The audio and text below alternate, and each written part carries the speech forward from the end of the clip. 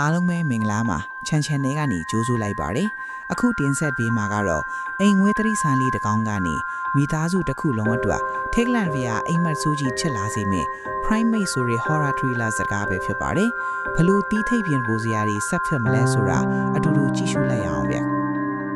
ဟာဝိုင်ယီကျွန်းရဲ့တတိတခြားဖြစ်နေတဲ့အိမ်ကြီးတအိမ်မှာတရိษံဆေးကုဆရာဝန်လမ်းပတ်ဟာသူပြုစုစောင့်ရှောက်နေတဲ့ဘင်လို့အမိရတဲ့ချင်းပန်းစီမြောက်ဝိုင်းကိုပိုးသက်ဆေးတိုက်ဖို့ကြိုးစားခဲ့ပါတယ်။ဒါပေမဲ့မမျှော်လင့်ပဲဘင်ဟာရုတ်တရက်ရိုက်ဆိုင်သွားပြီးလမ်းပတ်ကိုရက်ဆက်ဆက်တပ်ဖြတ်လိုက်တာနဲ့ဇလန်ကစတင်ခဲ့ပါတယ်။ဒီဖြစ်ရမတိုင်ခင်36နာရီအလိုမှာတော့လူစီဟာနွေရာသီကျောင်းပိတ်ရက်အတွက်တငယ်ချင်းတွေဖြစ်တဲ့ဂိတ်ဟန်နာတဲ့နစ်တူနဲ့အတူသူမရဲ့နေအိမ်ကိုပြန်လာခဲ့ပါတယ်။လူစီရဲ့ဖခင်အဲဒမ်ဟာနားမကြတဲ့စာရေးသားသူဖြစ်ပြီးသမီးဖြစ်သူပြန်လာတာကိုဝမ်းသာအားရကြိုးဆိုခဲ့ပါတယ်။ဒါပေမဲ့အိမ်မှာကြံခဲ့တဲ့လူစီရဲ့ညီမအာရွန်ကတော့မိခင်ဖြစ်သူဆုံးပါပြီးကတည်းကအိမ်ကိုပြစ်ထားတဲ့အမဖြစ်သူကိုစိတ်ဆိုးနေခဲ့ပါတယ်။သူတို့ညီအမနှစ်ယောက်ကြားမှာတင်းမာမှုနေရှိနေပေမဲ့ချင်းပန်းစီလီဘိန်ကတော့သူတို့မိသားစုရဲ့အချစ်တော်အဖြစ်ရှိနေခဲ့တာပါ။လူစီကလည်း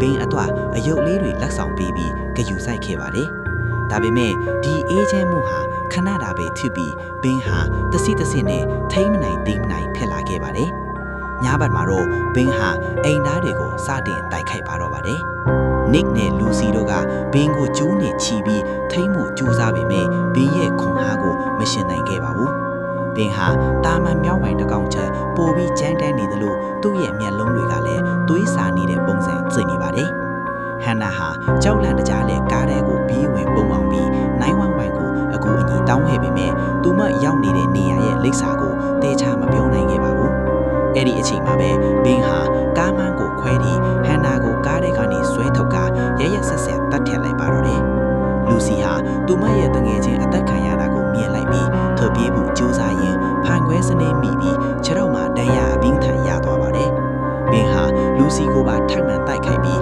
သူမရဲ့မီးရိုးကိုဆွဲဖြဲဖို့အထိကြိုးစားလာပါတယ်။အာရွန်ကအမဖြစ်သူကိုကူညီဖို့ပြေးလာပြီးမိဘင်းရဲ့ရိုင်းနှံမှုကိုခံလိုက်ရပြီးနှစ်ယောက်လုံးအသက်အန္တရာယ်နဲ့ရင်ဆိုင်နေရပါတယ်။အဲ့ဒီအချိန်မှာပဲသူတို့ရဲ့ဖခင်အဲဒမ်ရောက်လာပြီးသမီးတွေကိုကာကွယ်ဖို့အတွက်ဘင်းနဲ့အသေးအလဲတိုက်ပွဲဝင်ခဲ့ရပါတယ်။နောက်ဆုံးတိုက်ပွဲမှာတော့အဲဒမ်ဟာဘင်းရဲ့တိုက်ခိုက်မှုကြောင့်အပြင်းထန်ဒဏ်ရာရခဲ့ပေမဲ့အနားမှာရှိတဲ့ဘီယာဘူးလေးနဲ့ဘင်းကိုပြန်လည်ထိုးနှံနိုင်ခဲ့ပါတယ်။